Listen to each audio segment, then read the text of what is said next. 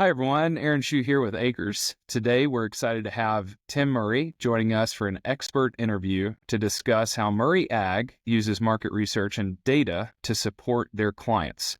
Tim Boomer Murray is a broker and the founder of Murray Ag Real Estate in Fresno, California.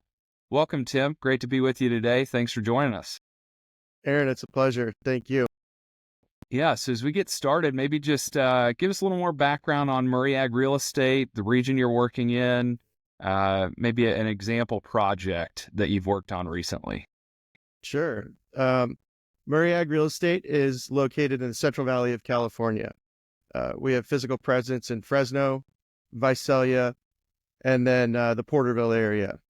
So if you think about the San Joaquin Valley, break it down from Bakersfield to Sacramento, a pretty expansive area of farmland production, commodities grown for export and domestic, and we cover all of it. So large scale commercial farming operations, which would be permanent crops, tree nuts, citrus, etc., inclusive of dairy and livestock as well. That's quite the breadth of land and data that you cover. A lot of complex markets. I think most people, when we think about California ag or California land values and brokerages, we're often thinking about two things. One is going to be water security, what's going on with water on the property, and the other is probably to do with the crop type. What kind of orchard is it? What kind of crop is it? So I'd like to dig in on a couple of those things today and have you share some of your insights. So let's start with water. What kind of water data are you looking at most often for a project? And what tools are you using? What are the most important features you're looking for when you take on a new project? Absolutely. So water is the number one driver of land value in California and probably the nation. The one thing that makes water unique in California is that it's very locally nuanced. And what I mean by that, there's federal supply, there's local and state supply, and it's complex in nature of how that works to the environment and what we're getting from precipitation and allocations. So when you think about some properties in the Delta and Sacramento area, that's very different than a property in Kern County near Bakersfield. So it's complex, and how you understand and discern the water security relative to the region can be cumbersome. One of the ways that Acres has made that very easy for me and a number of professionals in ag real estate, whether it be finance, appraisal, or brokerage, is to layer geospatial data on top of the water relative to the land and the acres and the planting. Permanent crops use more water relative to open or row crops. And if you think about the complexity of the region just on how big it is, and then bring it into a county level, there's multiple different water districts within. The allocations and the security of the supply are very different in a short 2 to 3 mile radius in some cases. So how you discern that to drive the land value is critical. And honestly, before Acres, it was very challenging, and it really wasn't done. So you all have really changed the game to understand the data to actually apply real asset values relative to the number one driver of what you can grow, which is water.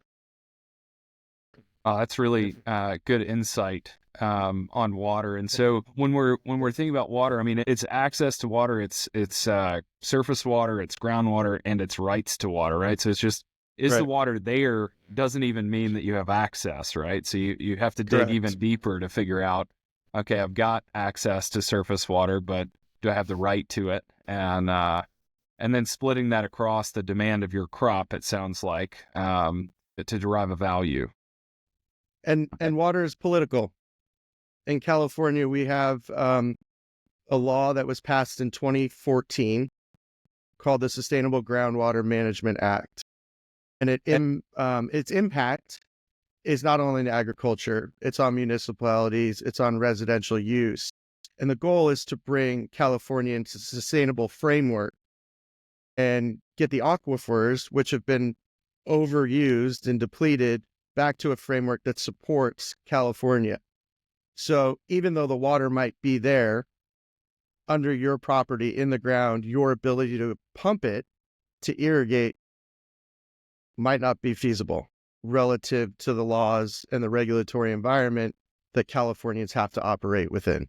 Yeah, it requires a lot of local insight, which you obviously have. So, really glad to have an expert like yourself come on to talk with us about water. And now I'd like to talk maybe more about the crop side of things. So we know water is critical; it's Mhm. important. There's both the access. Is it available environmentally, but is it available legally? Um, but once you get past so let's say you've got your property somewhere around Kern or Porterville, and you've assessed the water for the property. Tell me a little bit about how that relates to specific crop types, right? So, I mean, where I'm from in Arkansas, we have row crops. We don't really do permanent crops. Out Mhm. there, I know you've got almonds, pistachios, citrus, wine grapes, it generates a tremendous amount of complexity in valuing a property or selling a property or investing in a property where you're not really sure. There's probably a much broader window that you could fit in. So I'd love to learn more on the crop side. What are you looking at when you step onto a permanent crop farm in terms of coming up with a value Yeah. once you get past the water rights piece? There's a number of factors that go into it. The economic life of the tree, right? Of the permanent crop. Uh, how much more economic life do you have on that tree? Number one, what's the state of the tree? Have the inputs as the growers, the farmer, been giving the right inputs where the yields are beneficial on a forward-looking basis? There's under farming practices, and that's important to note when you're looking at the property, not only from a value when you bring it to market, but if you're a buyer, and how can you utilize what's left on the economic life, whether it's 5 years or 40 years. The second piece of the economic life of the tree or the permanent crop is what's the broader commodity space doing? Is there a market for it? So you have the yield, but how is that crop paying to the grower? What are they getting? And what we've seen in the last several years is walnuts, as an example, there's been a significant decline in the commodity price, which has to impact the underlying asset of how much that walnut property is worth. Um, that's just one example. You can look at what almonds have done. You can look at what citrus is doing. How are navel oranges or tangos or caras performing in terms of the price to the grower? The buyers are getting more sophisticated in terms of forward-looking returns that they're looking to generate. And whether that's a grower who's more an investor or a grower, a farmer, a diversified grower, are they able to make money? Because if the farmer's not profitable, the farmer's not producing what they need. And so the challenge has been to see, does this crop have a market in an export? Is it expanding? Is it retracting? All of that plays into actually what the price is worth. And that's been, I think, a big change in the last 5 to 7 years. If you look at California agriculture and what the price per acres or the total transaction values have done. Yeah, that was one of the maybe the most challenging land values report we've published at Acres was on California land values, and which you were one of our reviewers for to help us understand where Yeah. we might be off or what insights we might have. And it is incredibly challenging, and it's hard for me to imagine almost as a farmer or a broker or an investor, anyone valuing land in California for permanent crops, because you're all at the same time looking at these government regulations on water, what you can access and what you have a legal right to. And then you're looking at this specific farm and all the trees on it and the attributes of that supply that you can actually get off of that ground. And then you're tying that to sort of the global supply and demand of that specific commodity. And it's just, it's incredibly overwhelming to think through. So I have a lot of respect for folks like yourself that have dug in and really understand these markets and can give people good information on the crops themselves, and on the markets beyond the farm, right? When we buy, Absolutely. and so I mean, you don't really think about, you go buy a rice farm in the Arkansas Delta, you don't really think about the commodity prices so much. There's sort of the Mm. underlying land value, and there's what you can produce, and we all know prices go up and down, but we don't think about that global supply and demand as much as you have to in these permanent Yeah. crop regions. So kind of linking back to acres, I mean, in the land values report, we looked at stuff we isolated surface irrigation districts in ag space. We really didn't go into Sigma or adjudicated basins or anything else because it got too complex. But Yeah. we You did get look. lost in that. Oh man, it's just a plethora of data. And we did look at some crop type stuff, and started to dabble in year planted as an example, just trying to assess the age of the tree. And we decided that was too much. The report was something like 50 pages long by the time it was done anyway. So we kind of had to put a nail in it. But maybe tell us a little bit about what you're looking at in acres in terms of crop data, or maybe a workflow you go through. You've got this property, you got the water rights, you've got permanent crop data. What kinds of information in acres are you looking at, or what features are you using to help you analyze that property? Yeah. You all have taken a highly complex set of layers and provided it both web and mobile in a very digestible and actionable manner. And some workflows within that is not just a water layer.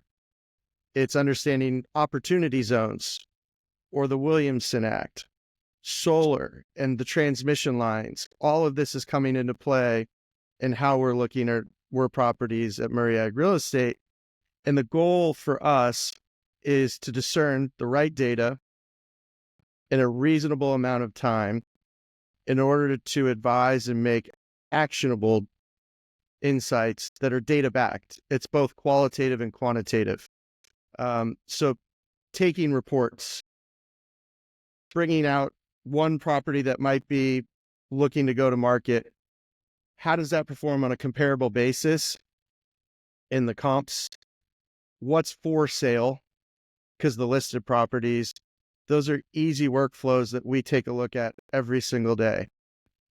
But then taking that one more level is the reporting or the exporting of that data to inform that buyer seller of how we're going to advise based on what the data tells us. And that could be a PDF report that's emailed, but it could be a simple link that is texted to that grower or that buyer who's out on the road. Yeah, that's super helpful, and I really appreciate all of the kind words about acres. We spent a lot of time building this out, and we spent a lot of time listening to users like yourself, and so the input and the feedback that you've provided and others have provided plays a key role in what we build here. So I'm Yeah, glad that that's coming out, and we're growing the business together, so to speak. absolutely. So, we talked about the individual property analysis and the data that matters for valuing a property. I'd like to talk, because I mean, you're an expert again at the economic level for these crops, so supply and demand. I'd like to hear a little bit more as we're moving into 2025. We know we've ridden this crazy wave of kind of pre-pandemic. We hit a surge of land values, particularly in permanent crops, in terms of acres sold and price per acre sold. In 21, 22, we had a big peak there. Now we've seen some tough times, mostly due to increasing interest rates and a number of other factors. But it feels like we are stabilizing and maybe seeing some of those headwinds recede, and maybe seeing some momentum in the market. Again, this is me from a distance looking at some of the data. I'd love to hear some of your insights. Are there particular crops you see doing better this year, recovering better this year? Tell us a little bit more about that. Yeah. Well, I think it's important to note that I'm not an economist. I don't pretend to be one, but the view that I have is that high yield crops will yield the way. There has to be the mindset to make money and make money in a profitable way. And right now, what I'm starting to see, both from conversations and transactions, buyer behavior is stepping into almonds, younger fourth to seventh, eighth leaf almonds, where you've got another 20 years or so of economic life.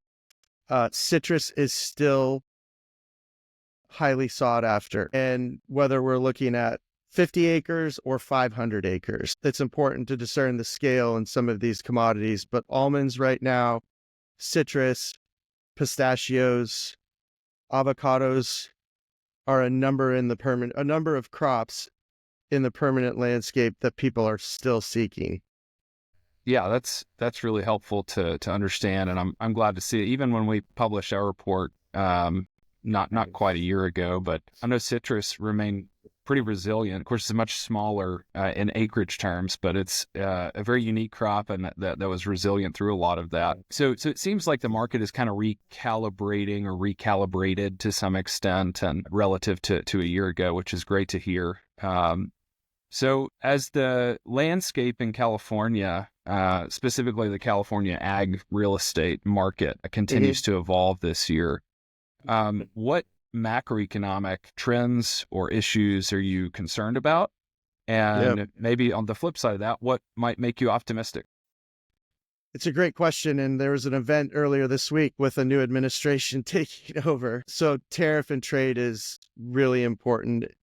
And that's optimistically, I think, where we'll go in a direction is California growers and exporters will be beneficiaries. The rate environment should come to a more favorable framework, but it's still very much elevated from where it was in 2021 and 2022. Um, the regulatory environment of the California grower, both on water and energy, is still top of mind for anyone who's on the producing side in California. Despite these challenges, there's real impressive opportunities to produce in a sustainable framework and a profitable framework. And that's the unique aspect of California with soil, climate, and water. And despite Sigma, I think the optimistic framework of that is at least we have a clear picture of what that ramp down will look like. And growers are iterating and figuring it out and pushing forward. Yeah, that's really great insight, and very glad to hear that there's some optimism in the air. Well, Boomer, thanks so much once again for joining us today for an Acres expert interview. We can't thank you enough for the product feedback you've given over time. It's made our product better, and we really appreciate your time today sharing insights on California and the ag real estate market there. So appreciate you joining today. Always a pleasure to talk with you. Aaron, I really appreciate it. And congrats to you on the team on all the great things you guys are doing. It's really impressive. And you guys are changing the game in a very positive and constructive manner. So thank you.